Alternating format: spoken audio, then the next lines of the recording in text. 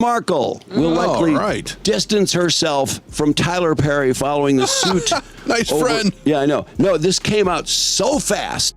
Oprah Winfrey is facing furious backlash for saying that she hopes that burying the dead will allow Prince Harry and Meghan Markle to make peace with the rest of the royal family. I saw you, Tyler, you were dancing with Oprah. Yeah, he was high. Oh boy. What just happened between Meghan Markle, Tyler Perry, and Oprah Winfrey? Because whatever it was, it's not just awkward, it's explosive. We're talking full-blown Hollywood betrayal. And trust me, this drama makes tiaras and tea parties look like child's play. One minute, Meghan was being cradled by two of the biggest names in entertainment, Oprah giving her the interview of the decade, Tyler Perry handing over his mansion like it was a welcome gift. And now? The same two people who once rolled out the red carpet are pulling it right out from under her. And they're not doing it quietly either. From passive-aggressive shade on stage to complete radio silence, Meghan's inner circle is crumbling fast, and the fallout is nothing short of brutal. The British media are really a part of trying to keep the status quo, and any outsider that comes in is going to be criticised. Kate Middleton was criticised, but not to the extent that Meghan Markle has been criticised. There's nothing, no matter how much good work that she has done, that she has not had to deal with negative headlines about. It all started with a tribute, a sweet, harmless little moment at the 2025 BET Awards. Or at least, that's what it was supposed to be. Tyler Perry stepped up to the mic, cool as ever, honoring legends, thanking colleagues, and then, right in the middle of all that wholesome energy, he dropped the line that made jaws hit the floor. Some debts take longer to repay than others. Boom. Mic drop. Instant chaos. The camera cut to Meghan in the audience, and her face said it all. Lips pressed into a tight smile, eyes frozen like she just got slapped with a lawsuit. The crowd? Audible gasp. Twitter? On fire within seconds. What was supposed to be a classy awards show turned into a live roast, with Meghan as the main course. And the message? Crystal clear. Tyler wasn't just talking about a figurative debt. He was talking about her. See, this wasn't just shade. This was sunlight. Tyler Perry, Mr. I'll protect you, the man who literally gave Meghan and Harry a safe haven during their royal escape, just called her out on stage, on camera, and on purpose. Insiders are whispering 6 figures, maybe more. We're talking private security, housing, full-on Hollywood crisis management. And now it sounds like Meghan never paid it back, or even acknowledged it. Now that some of the shock over Harry and Meghan's big announcement has eased just a little bit, the rampant speculation about why they want to leave their senior roles has not, and the issue of race keeps coming up. The CNN digital headline by senior entertainment writer Lisa France reads, "Coming or going, Meghan Markle gets the blame, and it's because of her race." And Lisa writes, Tyler didn't name names, but let's not play dumb. Everyone knew who he meant. And for someone like Meghan, who's built her brand on grace, gratitude, and glowing interviews, this was a PR disaster dressed up as an awards show. But just when you thought it couldn't get worse, it did. Because Oprah was watching, and she said absolutely nothing. If Tyler Perry's mic drop moment at the BET Awards stunned the room, Oprah Winfrey's reaction hit even harder, and she didn't have to say a single word. Let's rewind. This is Oprah, the same woman who handed Meghan and Harry their comeback moment in that now infamous 2021 tell-all. The interview that lit royal bridges on fire and reshaped Meghan's entire public narrative. She didn't just interview Meghan, she endorsed her, supported her, protected her. So when Tyler threw that live grenade about debts, every camera, every journalist, every Sussex supporter turned to see how Oprah would respond. And what did they get? Nothing. No tweet, no quote, no vague Instagram story about boundaries or healing. Not even a passive-aggressive emoji. Oprah went completely silent. And in Hollywood, that kind of silence isn't just awkward, it's intentional. According to insiders, Meghan's team went into crisis mode immediately after the BET moment. They reportedly reached out to Oprah's camp multiple times, behind-the-scenes calls, frantic emails, desperate asks for any public statement. Quote, as a black woman, it's been infuriating to watch how Meghan has been treated, not just because racism hurts, but also because there was this sense that we weren't allowed to even enjoy the fairy tale. The prince in this story didn't slay dragons. He instead had to take on British tabloids in a society where class supposedly trumps race, even as racism clearly remains an issue. A quote, a repost, even just a soft, "we stand with women" gesture. But Oprah's team, stone cold, no calls returned, no public defense, nothing but a shut door. And when Oprah shuts the door, the rest of Hollywood listens. Because she's not just a celebrity, she's a cultural power source. When Oprah supports you, the world leans in. When she walks away, the world starts asking why. It didn't take long for the whispers to start. Was Oprah distancing herself on purpose? Had she lost trust in Meghan after years of contradictions? Was this her subtle way of saying, "I'm done protecting you," without ever needing to say it out loud? Because let's be real, Oprah doesn't move without purpose. Her silence is a calculated move, and everyone knows it. The tabloids noticed, the press noticed, Meghan's own fans noticed, and the ripple effect? Brutal. Suddenly, other powerful voices went quiet too. No Gayle King comments, no reposts from celeb friends, no industry figures stepping in to clarify Meghan's side. It was like the whole inner circle hit mute, and Meghan left completely exposed. This is a woman who built her brand on influence, visibility, and high-profile alliances. And now her most powerful ally has ghosted her harder than a canceled Netflix contract. It's not just personal, it's professional. It signals that Meghan, once seen as protected and untouchable, is now vulnerable, expendable, and worst of all, alone. Because in Hollywood, silence is never just silence. It's strategy. It's power. And Oprah's silence might be the loudest message of all. 24 hours after making their announcement, Meghan returned to Canada, where her son Archie currently is, and Harry is in London meeting with his father and brother about this unprecedented request. Lisa France is here. With Tyler throwing shade and Oprah ghosting her, you'd think Meghan would lay low and regroup. But nope. Instead, she did what she always does. She hit the press tour like nothing happened. We're talking 6 interviews in 2 months. Talk shows, podcasts, magazines, you name it.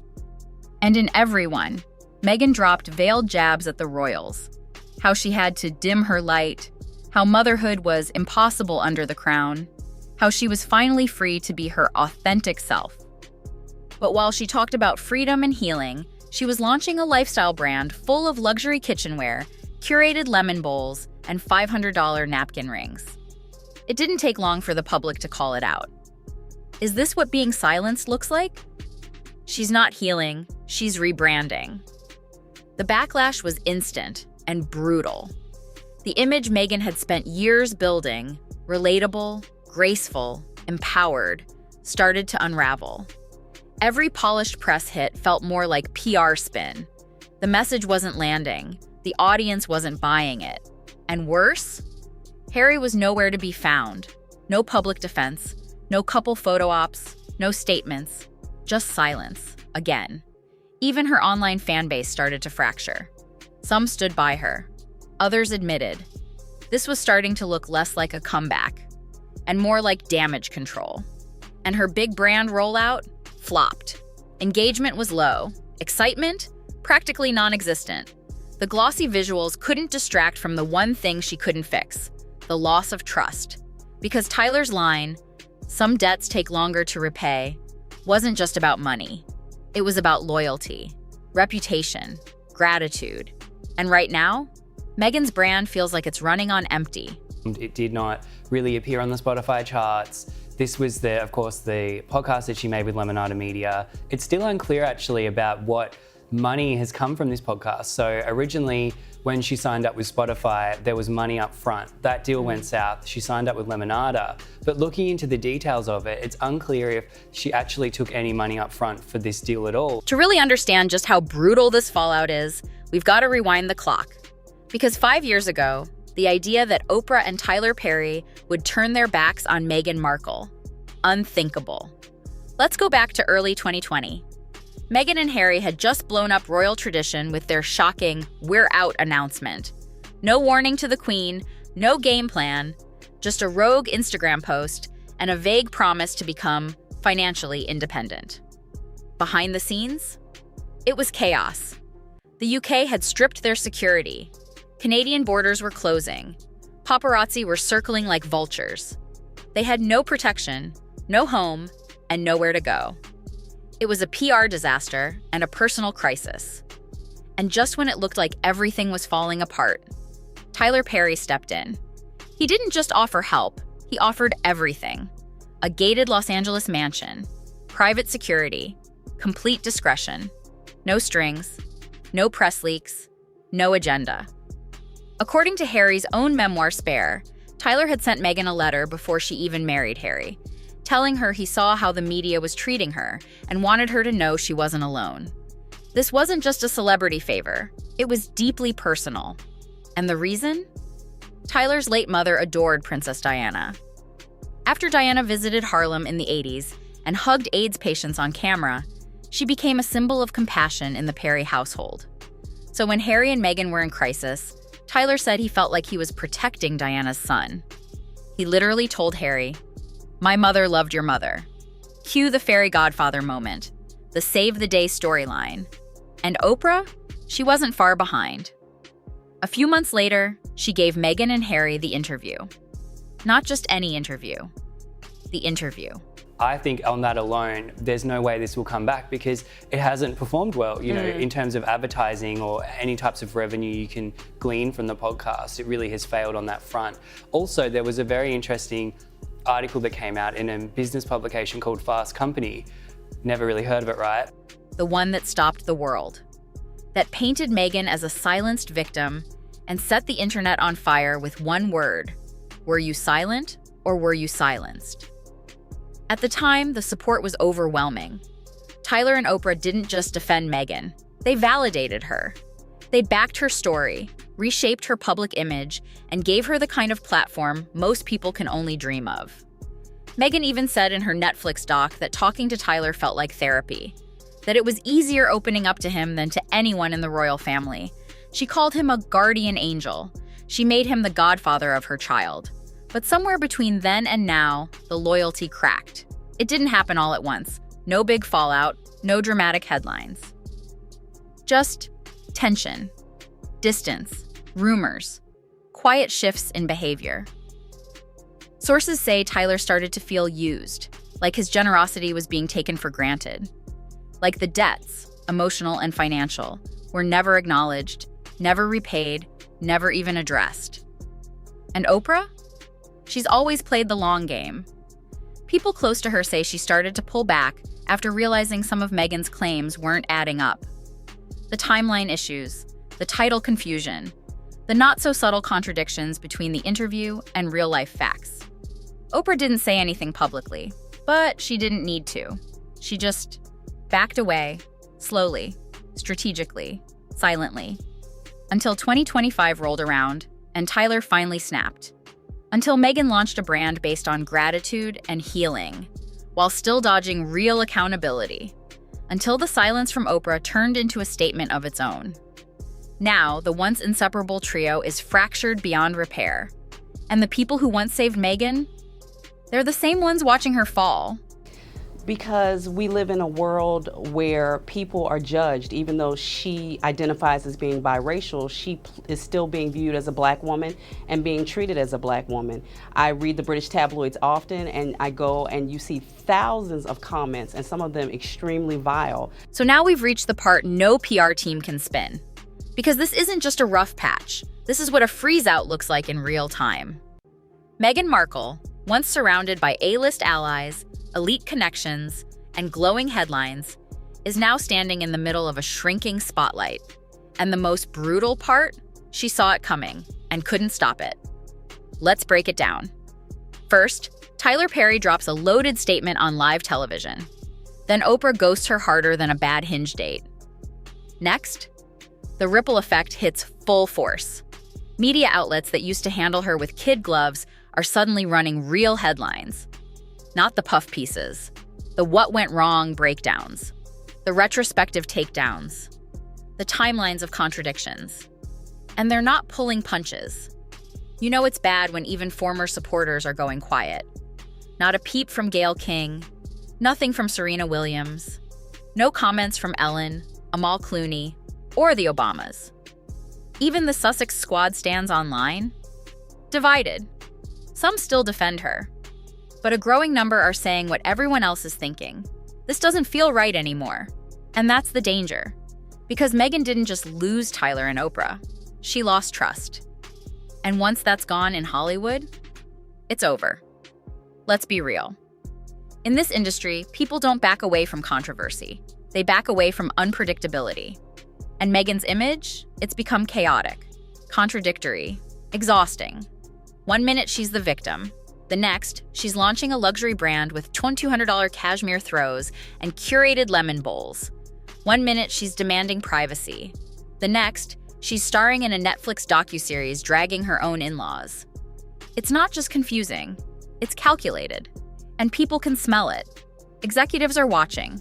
Sponsors are watching. Streaming platforms? They were watching. I mean, Prince Harry, he has complained about how his wife has been treated, and he has specifically said part of it is because of racism. What about and he's arguing? absolutely right. No, go ahead, Melanie, go ahead. Jump in. Well, he's absolutely right. You know, I think that the British press didn't give Meghan a chance right from the start, and Until the numbers didn't deliver. Her Spotify deal ended with a fizzle. Netflix reportedly canceled follow-up projects quietly. The momentum she once had? Gone. And the worst part? No one's rushing to fix it for her. Harry hasn't stepped in. Her team hasn't put out a strong enough statement. No sources close to Meghan doing the rounds to soften the blow. It's just silence from her camp, from her allies, from the public. And in Meghan's world, where image is currency and every move is a strategy, this kind of silence isn't just awkward, it's lethal. She built her brand on the power of connection, on alliances, on the idea that she was chosen by the elite to tell her story, shape the narrative, and lead a new era of post-royal feminism. But now, the phone isn't ringing, the invites aren't coming, and the once carefully curated brand is crumbling under its own weight. Because here's the truth no one wants to say out loud. Meghan Markle didn't just lose Hollywood's favor. She may have burned the last bridges that could have saved her. So here we are, 5 years after Meghan Markle walked away from the palace gates and into the arms of Hollywood's elite. She's now facing the one thing more brutal than royal tradition: rejection from her own inner circle. Tyler Perry publicly calls her out. Oprah Winfrey goes ghost. And Hollywood? It's moving on without her. No lifelines, no backup, no loyal insiders running to her defense. And maybe that's the most shocking part. Not the scandals, not the contradictions, not even the unpaid debt rumors, but the silence. The same silence Meghan once accused the palace of using against her is now being used by the very people who once protected her. So, what happens now? Is this just another bump in her carefully choreographed journey? Or is this the moment the lights go out for good? Because let's face it, a brand built on sympathy only works if the audience still believes the story. And right now, nobody's buying it.